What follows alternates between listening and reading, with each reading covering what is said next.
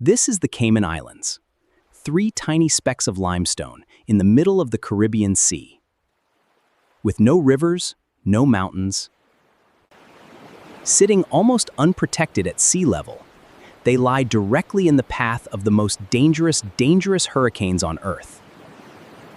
Yet the Cayman Islands are one of the wealthiest territories on the planet, where roughly 70,000 people enjoy a standard of living that rivals Switzerland.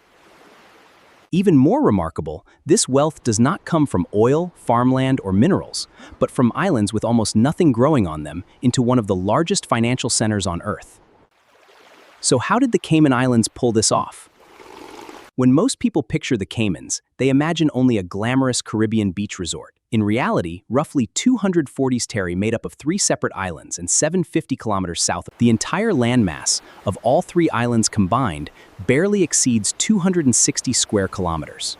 There are no tower at Lantarkane Basin.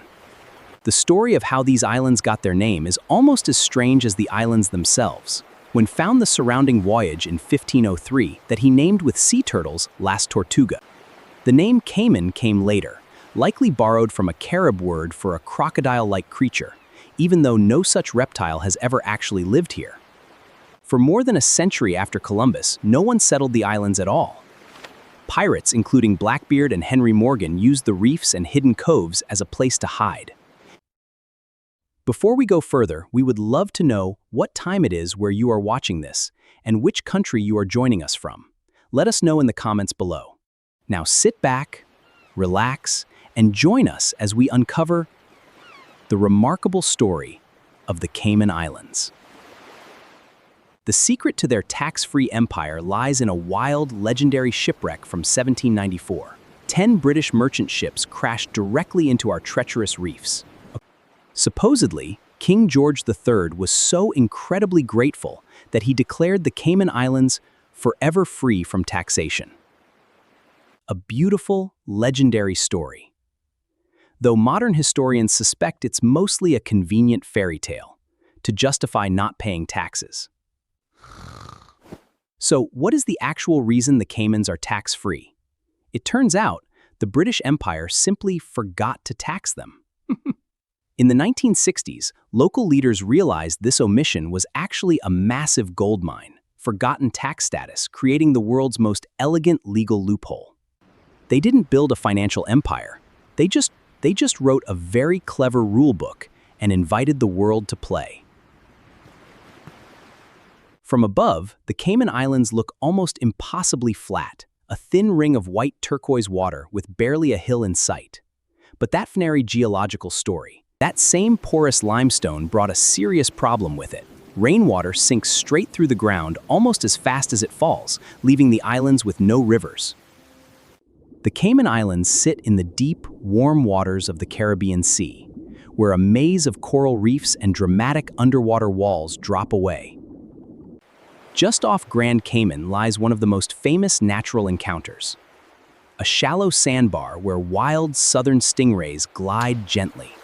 But beneath the surface, the island's stranger history.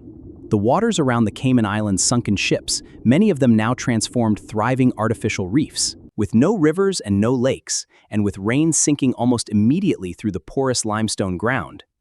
Every drop of rain, traditional homes built with steep roofs, nearly 90% of everything eaten or used on the islands has to be shipped. Every hurricane season is a reminder that this comfort sits on ground barely above sea level.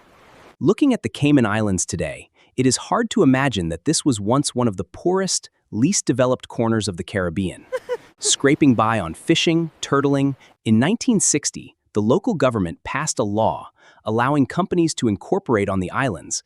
That single piece of legislation quietly rewired the entire future. With the 1960 law on the books, the floodgates opened. International banks and hedge funds rushed in, realizing they could legally hold trillions of dollars here. Today, over 100,000 companies are registered in these 3 tiny islands. More than there are actual residents.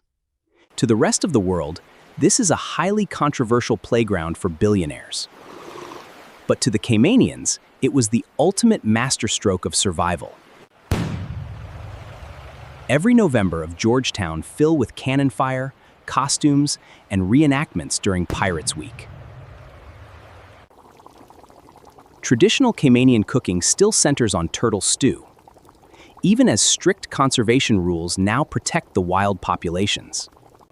A blend shaped by the same waves of settlers, sailors, and enslaved Africans, who first built a life on these reefs.